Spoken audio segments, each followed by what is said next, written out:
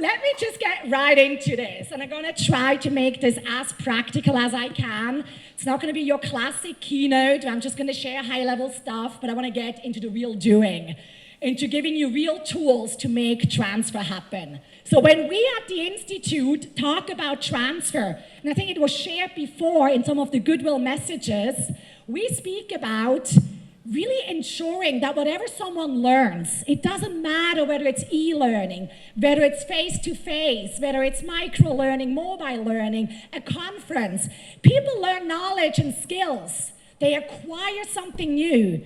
How can we make sure that they apply it back at work? That's what we mean by transfer. So with that definition in mind, I have a question for you. And please, make some noise or wave at me. Not yet, only if this applies.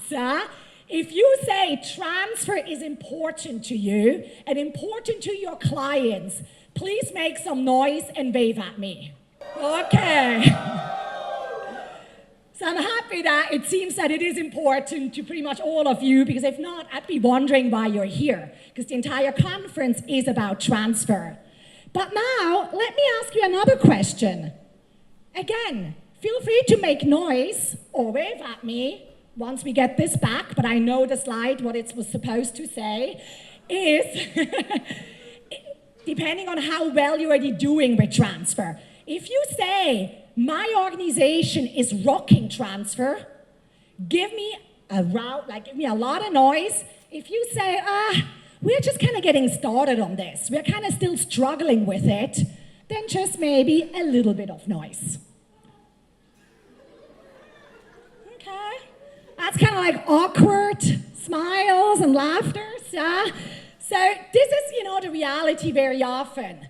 I've worked for a little bit more than 15 years specializing in this field of transfer. I came from a finance background, and I was actually buying training. And whenever I bought training, I asked my vendors, so how do I know this stuff works that you're selling to me? And they told me, oh, don't worry, we'll send you some nice happy sheets, feedback forms at the end of the training. I said, no, I don't care about that. I'm not in the business of entertainment. People want to be happy, send them to a restaurant or send them to watch a movie, but what's the return? Money. I studied finance. And I realized a lot of them couldn't tell me. So I started digging deeper into this. And I came across, it was just mentioned before as a practice, Professor Brinkerhoff, who is one of the gurus in this field of transfer. And he's done extensive research on transfer and why it might be important. And you will see in a moment, you're not alone out there struggling with making transfer happen. So just assume for a moment, you have 6 people attending your training. 6 people taking an e-learning face-to-face, it doesn't matter.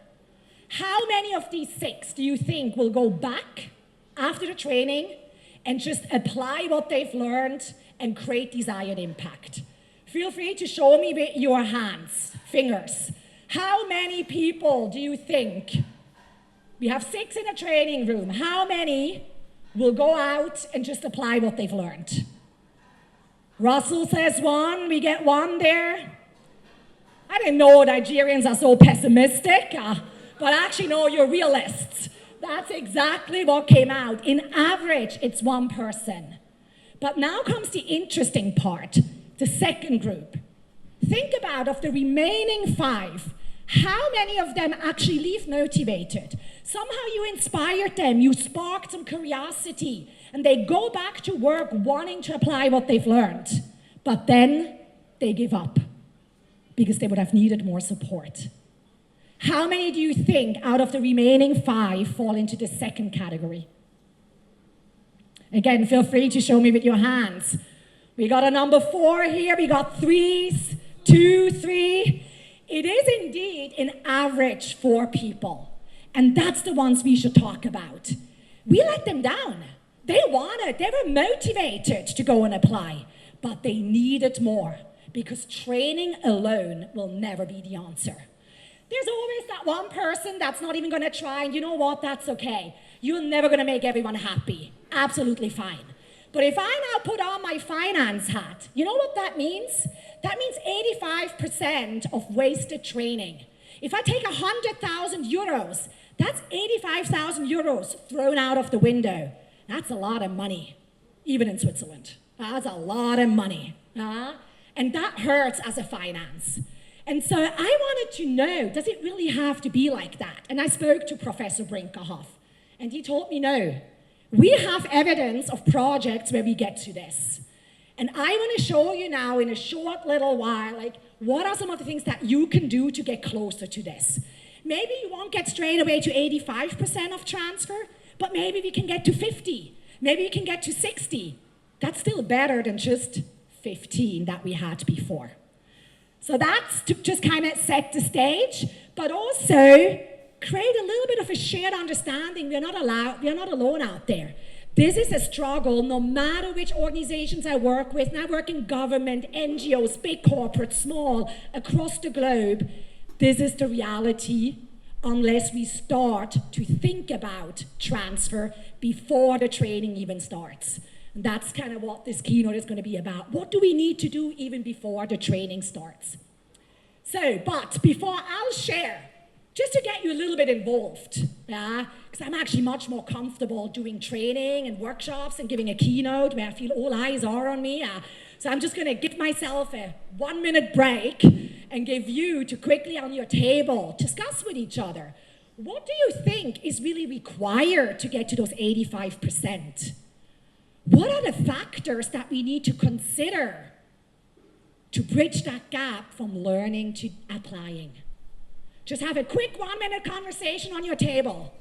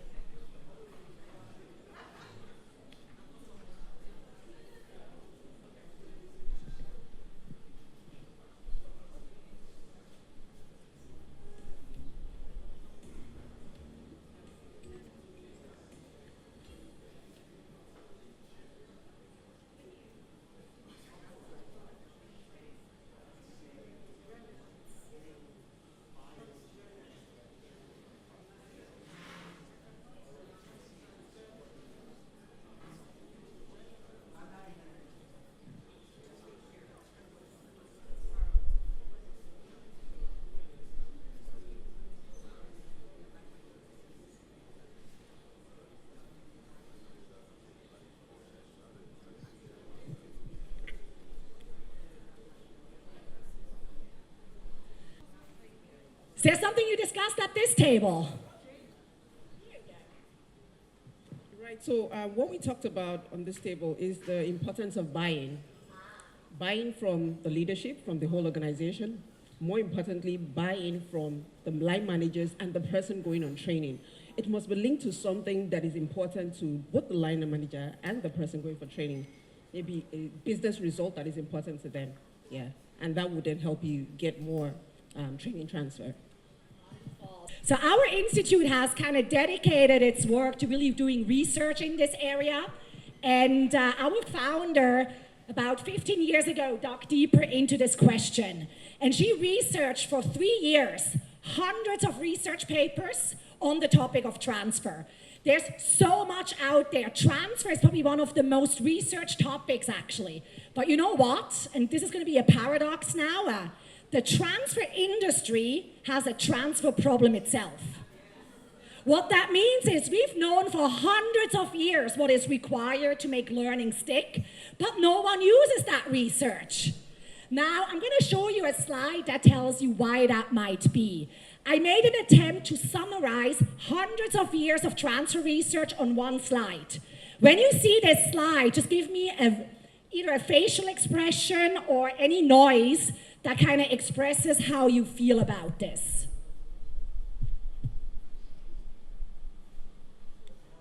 What the hell is that? I know, how many factors? There are hundreds of factors apparently impacting transfer. So tell me, how are you and I supposed to work with that? What are we supposed to get started with? The good news is our team kind of went deeper into this and we realized a couple of things. First of all, there's a lot of things mentioned here that might be interesting from a research perspective, but they have zero value for you and I as a practitioner. I'll give you an example. Cognitive abilities. Transfer researchers have indeed found out that intelligent people transfer more. Well, I don't know about you, but that would mean that basically we do an IQ test before anyone comes to the training, and unless you have a certain IQ test, well, you better leave again. Not gonna happen. So no value in actually paying attention to this. And there's a lot of these factors. Those of you who, like me, have done research as well at universities, you know that when you do research, you need to mention everything, every single factor, no matter how big or small it is. So there's actually a lot of factors mentioned here that have an only very, very, very small impact on transfer. So even if you and I put all our energy into it, we are not going to move the needle. Transfer ain't happen because the impact of that factor is so small. So long story short, what did we do? We removed all the factors that you and I cannot influence. We removed all the factors that don't have a big impact on transfer. And guess what? Magic happened. Magic. We were left with 12 factors, the so-called 12 levers of transfer effectiveness, where you can now say with confidence, those 12 factors play a big role on transfer, meaning it's worth that we pay attention to them. And most importantly, you can do something about them. You might not be able to control all of them. For example, I haven't yet found the recipe to fully control the line managers. I'm working on it. Maybe a shot I can inject hasn't yet happened. But we can at least try and influence them through collaboration, making it easier for them. So why am I showing you this before I go into some very concrete examples? This is what I would invite you to use as a framework. It's a standard that's globally accepted in terms of assessing ahead of any program. Because again, transfer does not start after the training. It starts way before. So just like we do a needs analysis, let's do a transfer analysis, asking ourselves for a particular program, where might the biggest transfer barriers are? Because they're not the same all the time. Give you quickly an example. How many of you have ever been to a compliance training where you were forced to attend? Does that sometimes happen? You have those mandatory trainings. Well, in that case, for example, the lever of transfer motivation is going to be critical because there's a high chance that when people are forced to attend, they're not that motivated to apply. Versus, hopefully none of you have been forced to come today by Sandra and listen to me. So hopefully you're actually very motivated to leave and apply. So I don't have to do that much to boost that motivation. Think about opportunities for application. Sometimes people have immediate opportunities to apply what they've learned. Sometimes we get people ready for a future job. Or think about pilot training. Why do pilots need to go back into the simulator all the time? Because at least luckily for me, because I fly way too much, they don't perform an emergency landing every day. So they have to go back into the simulator to keep the knowledge fresh. So in some programs, you've got to think more about that. Think about content relevance. When you have a very diverse audience, people coming from very different backgrounds, it's a lot harder to ensure content relevance than when you have a group of people that all do the exact same job. So a first step towards more transfer is to proactively think about, for a particular project, where might the transfer barriers actually be, so that you can then address them in your design. Now, you can imagine I don't have time to go through all 12 levers with you today, but I have a little gift for you at the end for those interested. But what I want to do is I want to give you my top 3 tips. Top 3 elements that I think are extremely crucial to get started in making more transfer happen. And interestingly, just the last speaker with his goodwill message, I unfortunately forgot the name, actually spoke about some of them. They're closely aligned.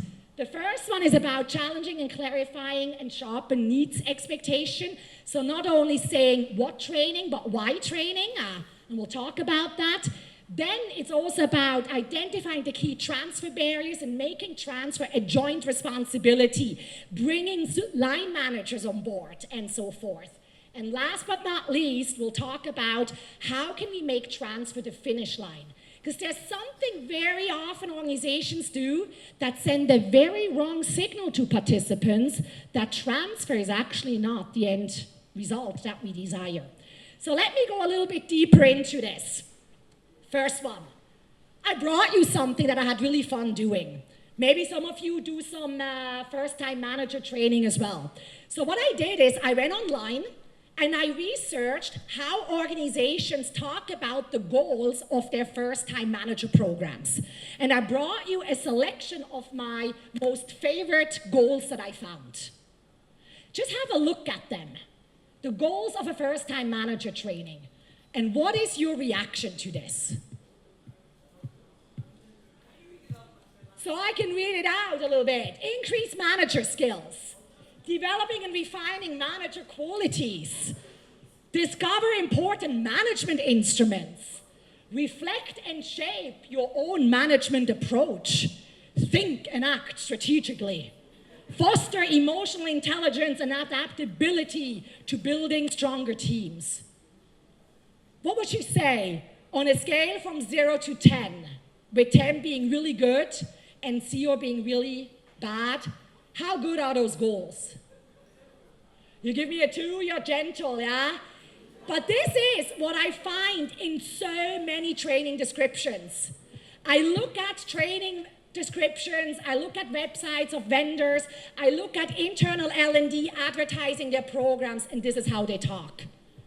But this is just not measurable. And worse is, this is creating massive transfer barriers. Let me tell you why. I'm going to take you on a quick experiment. Just imagine for a moment, you look under your seat.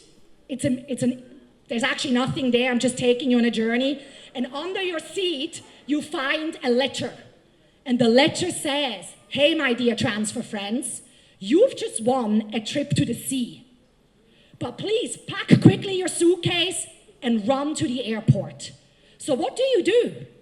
Well, I don't know about you, but when I hear the sea, I think Mauritius. I'm going to pack my sunglasses, my swimsuit, flip-flops, and off I go to the airport. And guess what? I'm lucky because the flight takes me exactly there. And whatever I packed into my suitcase is perfect. But maybe the flight takes me here. Well, I can still maybe use my sunglasses. Maybe if it's not too cold, I use my bathing suit to jump into the sea. But in Italian restaurants, they don't like you walk around with flip-flops, I tell you that. Once you get here, because that's the sea as well, it's the North Sea, you wish you had maybe packed an extra jumper or a sweater, a coat. Latest, when you land here, you know that you packed the wrong stuff in your suitcase. So what do I mean by that? When we leave the goal vague, abstract, not only is it not measurable, the bigger worry is actually that we don't know where we are headed. And when you don't know why you do a training and what the desired end destination is, what you want people to do differently, there's a big risk that you put totally the wrong content into the training course. You put the wrong stuff in your suitcase and you're not equipping your people. So the first step to more transfer is to make sure we clarify where we are headed so that we can actually validate whether training is needed and then pack the right stuff into the training. So, really effective training, tip number 1, start with really clear goals. And a clear goal is not about fostering emotional intelligence. It is not about thinking strategically.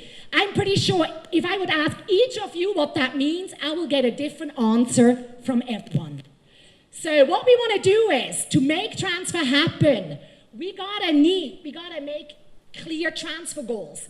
And what I mean by that, so for example, for first-time managers, it might be something as specific as this, that first-time managers conduct weekly team meetings that require all direct reports to document project status and required actions.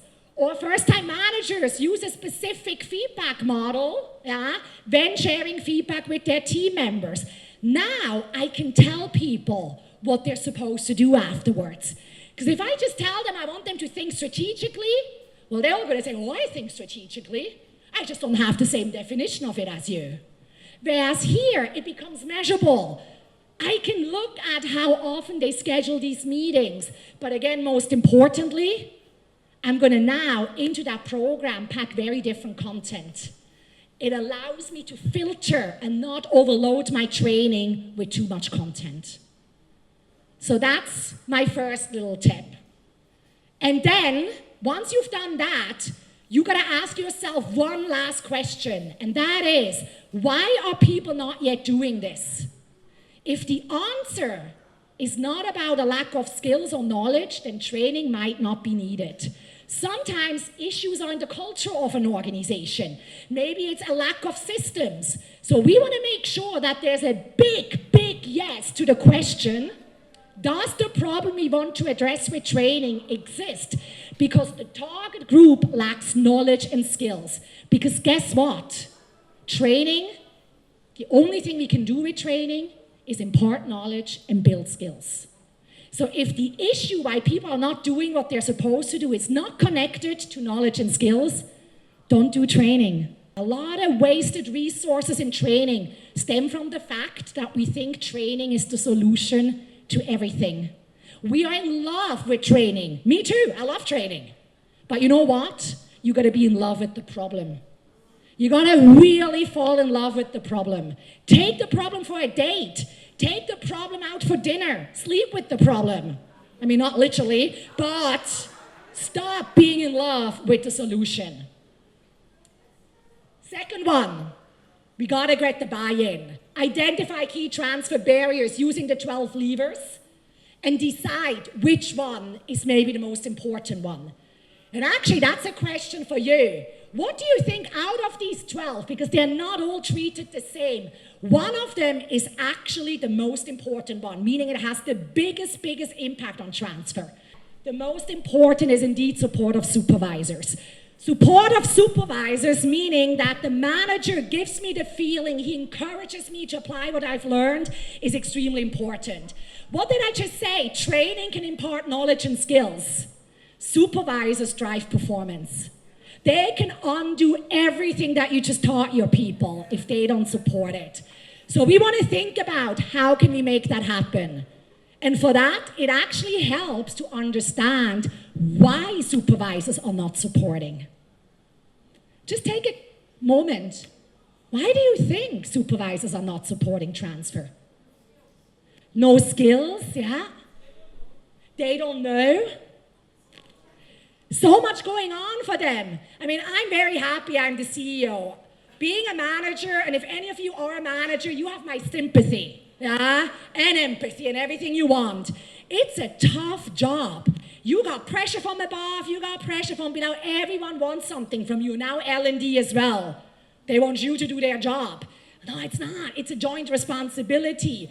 But some of the key aspects that are holding back supervisors, and that's important to know because it informs what you can do about it, is a lack of knowledge, lack of responsibility. No one told them. I mean, ask yourself, in your first-time manager programs, are you teaching your managers that they need to be transfer supported? I've rarely seen manager programs that actually talk about that. We teach our managers about delegation, giving feedback, and all that stuff. Whereas actually what we should teach them in a first-time manager program is what is their role in supporting the growth, the learning, the application of their people. But they need to be empowered. Their KPIs need to be aligned with that. If they're only measured on productivity and getting projects out, why would they do it? Lack of urgency, there's always something else going on. Sometimes it's also just fear. I don't know. I actually don't know how to do this stuff. I heard that once on an assertiveness program where a supervisor told me, but I'm not assertive myself, so how am I supposed to support my team members? So what can we do about that? Keeping this in mind, we've kind of come up with 3 pillars, to borrow your words, that we say we need to keep in mind when designing and creating the buy-in of our supervisors. First of all, we got to create a VIFM for them. What's in it for them? We got to raise awareness that this matters. And then you know what? Every human being likes to be treated like a VIP.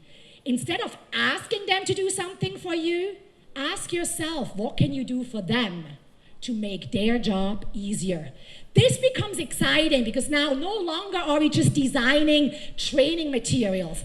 Now we can start designing journeys for our supervisors, templates, processes, systems that engage supervisors. It's exciting.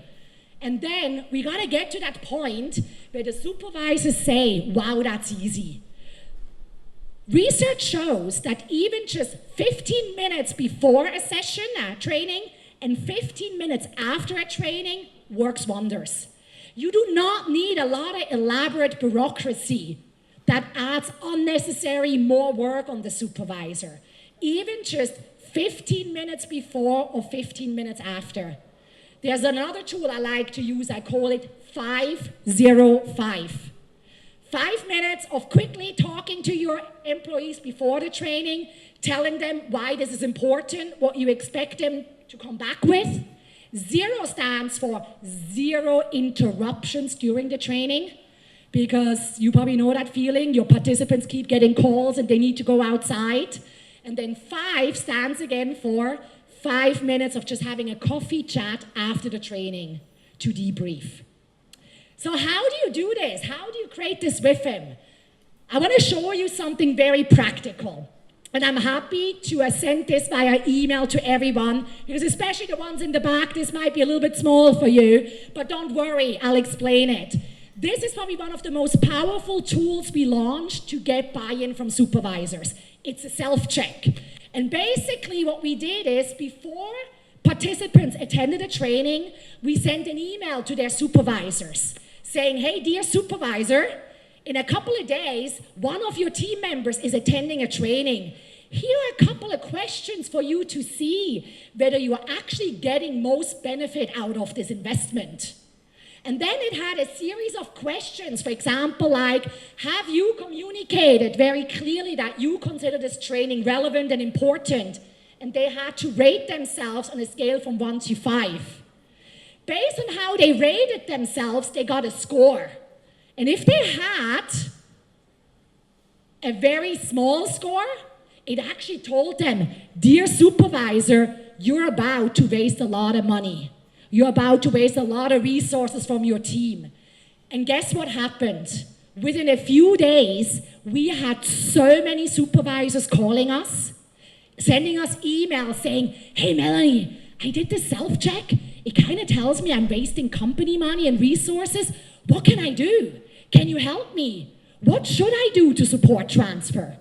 And this is when you have won. Because now you're no longer pushing something on your supervisors. You created a pull. They are coming to you. We had supervisors reaching out to you wanting to attend the training. They were asking us for help on how to be a better transfer supporter. That's where you want to get. Now, some of you who work external, you might say, but I don't know the supervisors. No one is going to share those email IDs with me. So how do I get hold of the supervisors? There's another tool that you can send to the participants. Send your participants an email and say, hey, dear participant, you're about to attend a training. Here is a suggestion from our side. Why don't you schedule a small coffee talk with your supervisor and ask him or her a couple of questions? And you know what one organization that we worked with? They had one of those coffee machines in office where you needed 50 cents to get a coffee. They sent each participant a €1 coin. Why €1? Saying, treat your supervisor for a coffee. We are sponsoring it, and have a quick conversation. And guess what they did after the training? They said €1 coin to the manager, asking the manager to schedule a coffee talk with their participants. Now, we got to start thinking differently. Not only investing money in fancy venues, fancy handouts, fancy training stuff. We got to invest money also in the transfer. And it doesn't have to be much, but symbolically getting that €1 to treat your supervisor for a coffee is motivating. It shows the organization does not just say transfer is important, they actually support it and are willing to invest. So those, just 2 simple tools on how to get the buy-in from supervisors. Last but not least, before we come to the end, there's one additional thing, and that is make transfer success the real finish line. What do I mean by that? I very honestly have never heard a company tell me we don't care about transfer. They all tell me transfer is important, yet there's a lot of things they unconsciously do, practices that exist in our industry that actually hamper and hinder transfer. And one of them is the following. How many of you in your life have received a certificate of attendance after a training? And then you see those beautiful group photos, everyone holding their certificate and smiling. Please, if there's one thing you're going to do differently after this conference, this is a low-hanging fruit. Stop. No more certificates of attendance. Please. I know culturally they can be very important in some places. Find another way to celebrate, because guess what? A certificate of attendance indicates that all that matters is that I attended, that there was a bum on the seat, that I was physically present. But it doesn't communicate that we care about transfer. So what we want to do instead is certificates are awarded for the presentation of implementation results. Ask people to demonstrate, be it in a sales training, maybe to do a sales pitch to a senior leader. I had one client, this was probably the most beautiful example in a leadership program. They had a leadership program where people were trained on providing feedback in a certain way. Now, who better than the employees themselves to say whether the leader is actually doing it? So what they did is every single team member received a mini certificate. And when they felt that their leader actually provided feedback in a certain way, they walked over and said, "My dear leader, I have a small certificate for you." But then they had to collect a small certificate from every single person in the team. And once they had that small certificate from everyone in the team, that's when they were asked to go to HR, and that's when they received the real certificate, because there was proof of implementation. And again, this is something that starts before the training. You've got to communicate that. Telling people you're not just going to get a certificate of attendance. We are going to expect implementation. So, with that, I'm going to come to an end. And I hope I kind of set the stage a little bit for showing you what transfer is all about, but especially also leaving you hopefully feeling there's actually very simple stuff you can do about transfer. Transfer is no rocket science. Transfer just means we got to think about it strategically before we even roll out a training, making sure that we fall in love with the problem and carefully validate that training is indeed a necessary part of the solution. Remember, you do not want to end up at the Arctic in your flip-flops, your bathing suit, and sunglasses. That's the number one step.